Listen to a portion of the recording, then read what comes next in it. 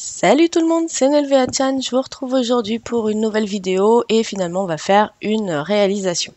Donc on va faire une carte de crémaillère, voilà, oui, puisque c'est l'occasion qui s'est présentée à moi la semaine dernière, donc la semaine du 14 juillet, où nous étions invités un peu plus dans le sud à passer le week-end pour fêter une nouvelle maison.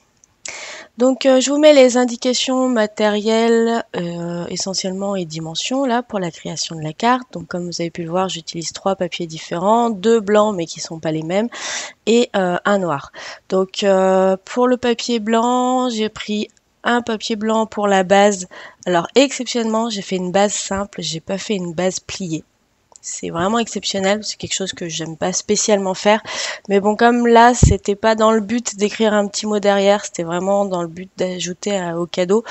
Bon, j'ai fait quelque chose une base simple. Donc j'ai pris un papier blanc quelconque du moment où il était un petit peu rigide. Et pour le deuxième papier blanc, on va y arriver. Cette fois, j'ai pris du papier Nena. J'aurais pu prendre un cardstock blanc, n'importe lequel, du moment où il a une bonne réaction à tout ce qui est encre. Voilà, c'est-à-dire que j'ai pas pris le même que le premier, parce que le premier que je vous ai dit, le lambda, il vient de chez Nose et c'est un papier qu'il faut surtout pas utiliser pour du tamponnage, pour de la mise en couleur, en fait pour tout. Je me suis dit qu'en tant que base simple, comme j'allais rien lui faire dessus, ça allait très bien passer. Bon, il a fallu que je tamponne quand même quelque chose derrière, mais bon, c'est pas grave. Voilà, donc 2 papiers blancs différents, un qui est facile à travailler et un, peu importe en fait. Voilà, donc j'ai découpé tous mes petits bouts de papier. Je vous ai mis les dimensions en dessous, comme je vous ai dit, comme ça, si vous voulez revoir ou refaire la création, c'est possible. Et là, il s'agit d'un texte que j'ai griffonné au moins 1 heure de griffonnage pour un résultat aussi indécis. Mais bref, donc un texte que j'ai griffonné sur mon bloc de gribouillage, de recherche, comme je vous avais montré pour la scrap room. Et donc du coup, le texte, il veut tout dire en fait. C'est pour ça qu'il n'y avait pas spécialement de petits mots à rajouter à l'arrière de la carte pour la donner, puisque en fait, vu que le texte est personnalisé sur la carte, le sentiment est personnalisé, ça remplit tout à fait l'office.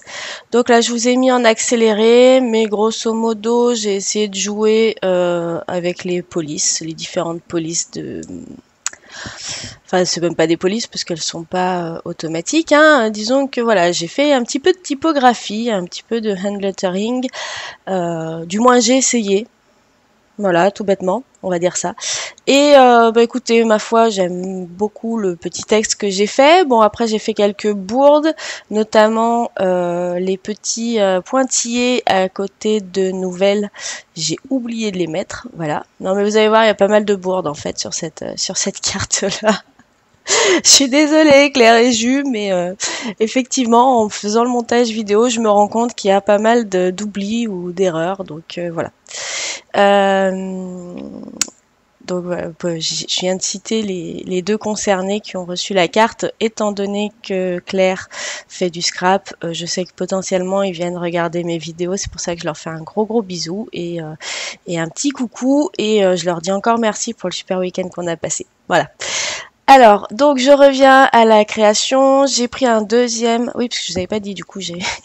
en parlant. J'ai utilisé du papier calque pour récupérer mon texte et j'ai pris un deuxième morceau de papier calque pour faire un contour à main levée autour du texte afin d'avoir un repère de l'endroit que je vais vider dans mon papier, papier Nena, puisque c'est le papier qui va recevoir un traitement d'encre. Voilà, donc pour être sûr que ce soit bien positionné avec le calque et de ne pas faire de bourde, il faut surtout bien penser à faire comme j'ai fait le coup d'avant, c'est-à-dire retourner votre calque une fois que vous avez pris l'empreinte du premier coup, repasser à l'envers pour pouvoir mettre votre crayon à l'envers du calque et ensuite vous pouvez utiliser à l'endroit, repasser encore une autre fois avec votre crayon de papier sur le support qui doit recevoir le dessin. Et là, vous avez vraiment votre contour, votre dessin qui se répète correctement. Donc, il faut surtout pas oublier de faire un passage à l'envers pour ensuite faire un passage à l'endroit. Oui, c'est ça. Alors ensuite, bon là j'ai passé les contours au feutre noir, mais c'est pas forcément nécessaire. Là je l'ai fait parce que je voulais surtout pas perdre la zone à évider. Donc étant donné que j'ai utilisé un feutre noir, vous vous doutez bien que je vais pas laisser forcément ce contour apparent. Donc le but du jeu ça va être de découper par la suite légèrement autour, mais on verra ça après. Donc là, je vous ai montré les encres que j'allais utiliser, donc des encres Distress afin de créer un fond personnalisé. Et du coup, vous le verrez sur l'une des photos de fin, ces photos, moi, poula. Ces couleurs-là, je les ai pas choisies au hasard complètement. Alors, c'était un ensemble de couleurs qui me plaisait beaucoup.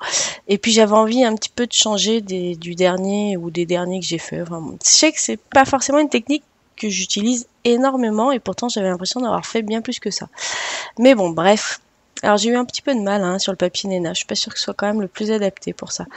Donc c'est des couleurs que j'ai pas choisies par hasard puisqu'en fait elles sont coordonnées aux couleurs du cadeau. Voilà. Mais en fait, je m'en suis rendu compte après. Je sais plus si j'ai fait en fonction ou si je m'en suis rendu compte après quand on l'a donné. Je sais plus vraiment plus. Voilà, donc mon fond Distress est appliqué. Maintenant, je viens de faire des taches d'eau. Alors, elles sont un peu grosses, certaines, mais bon, tant pis. Donc, je m'acharne à essayer de faire plein de petites taches partout. Et ensuite, avec un mouchoir ou un sopalin ou une lingette sèche, peu importe, du moment où ça absorbe de l'eau, on vient tapoter les gouttes qui sont tombées sur notre fond après avoir laissé quelques secondes pour que l'eau agisse un minimum. Et du coup, on a cet effet tache qui vient casser la monotonie de ces encres qu'on a appliquées à la mousse. Même si les couleurs sont pas monotones, ça casse l'homogénéité en fait du bazar. Voilà, on va dire ça comme ça. Et et du coup, ça donne un effet et un style qui est assez sympa.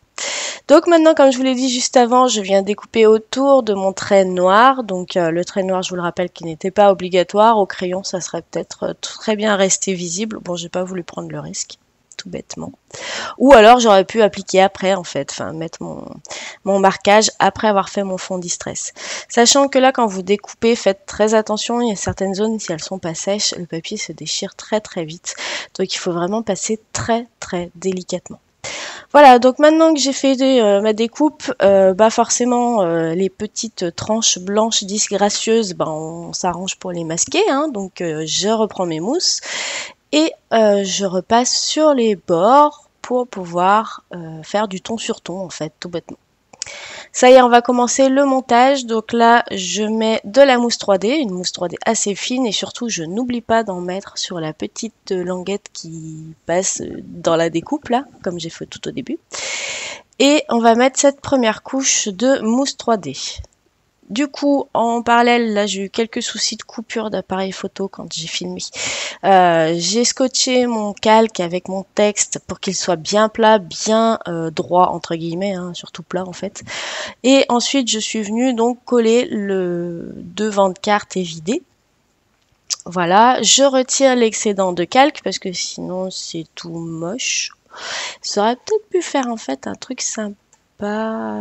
Non, en fait, je réfléchis, c'est pas grave. Ça aurait pu faire un truc sympa, mais pas dans cette configuration-là. Enfin, pas pour moi, en tout cas. Voilà. Donc, du coup, comme j'ai évidé mon devant de carte pour y mettre mon texte, qui est quand même sur de calque, donc semi-transparent, pour que ça se voit bien, il vaut mieux que le calque soit au devant d'un fond blanc. Et j'avais quand même prévu une cartonnette noire, enfin un papier cardstock noir dessous. Du coup, je suis venue les vider, alors à l'œil, à peu près, pour pouvoir... déjà, ça fait moins de gaspillage de papier. J'ai toujours une chute que je pourrais utiliser plus tard. Et deuxièmement, du coup, ça me permet d'avoir la lumière du papier blanc en transparence avec le texte.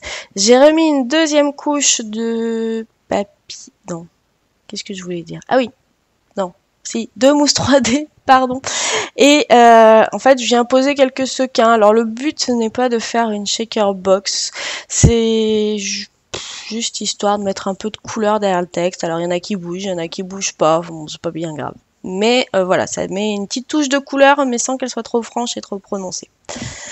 Ensuite, dans une chute de papier blanc, je viens dessiner une petite maison que par la suite, je viens découper le plus simplement du monde. J'ai utilisé un critérium et un ciseau pour découper, c'est quand même pas le bout du monde. Voilà, et puis c'est pas une maison super bien dessinée, je me suis pas déchirée à essayer de faire quelque chose de sensationnel non plus. Je pense qu'on est tous capables de dessiner des petites maisons comme ça. Ensuite, ben forcément, pour qu'elle soit un petit peu plus jolie, j'évite les fenêtres, donc des petits carrés que j'ai dessinés à l'intérieur. Et puis je vais venir gommer tous les traits à l'intérieur, qui sont les traits de construction. C'est-à-dire qu'on verra plus les délimitations entre les deux bâtiments, etc., etc. Mais c'est pas grave, le but est simplement de symboliser. Voilà, donc lui je vais pas le mettre en volume, je pense qu'il y a déjà 2 couches de 3D, donc ça suffit. Donc du coup celui-là, je viens le mettre directement collé à même le fond de carte. Alors là, une autre ânerie que j'ai faite et je m'en suis rendu compte, je vous dirais, avant de partir en week-end pour la fameuse crémaillère, c'est que j'ai inversé les ombres entre les fenêtres et l'extérieur de la maison. Bon. Voilà, c'est des choses qui arrivent, mais comme je vous ai dit, j'ai fait pas mal d'âneries. Et du coup, j'y ai passé un petit peu de Wink of Stella, et pour les ombres, c'était un papier, encore un feutre Faber-Castell, mais un gris celui-ci. Et du coup, maintenant, je viens poser quelques sequins, et on va presque terminer la carte, puisque je vais avoir une autre coupure, malheureusement sur la fin, où je suis en train de faire ces fameux traits à main levée tout autour de ma base colorée. Voilà, donc appareil ayant coupé, j'ai pas pu vous montrer plus que ça. Voilà, la carte est terminée, donc pas de rabat pliant pour celle-ci. Tout notre mot, tout notre sentiment est à travers le texte mis en valeur sur le devant. Donc une carte encore une fois très très personnalisée. Bon après vous pouvez faire avec des jeux de police d'écriture que vous trouvez sur votre ordinateur. Si vous imprimez sur du calque, attention à bien laisser sécher parce que ça met un petit peu plus de temps quand même. Et voilà, donc pour les photos, je vous montre également le cadeau qui va avec. Voilà pour cette carte, ce sera tout. J'espère que vous aurez passé un agréable moment, que cette réalisation un peu personnelle vous aura plu. N'hésitez pas à me laisser vos commentaires ou sinon un petit pouce bleu ou rouge en fonction de votre appréciation. Merci d'être toujours là, merci d'être aussi fidèle à mes vidéos. Je vous fais plein d'énormes bisous et je vous dis à très très bientôt. Bye bye!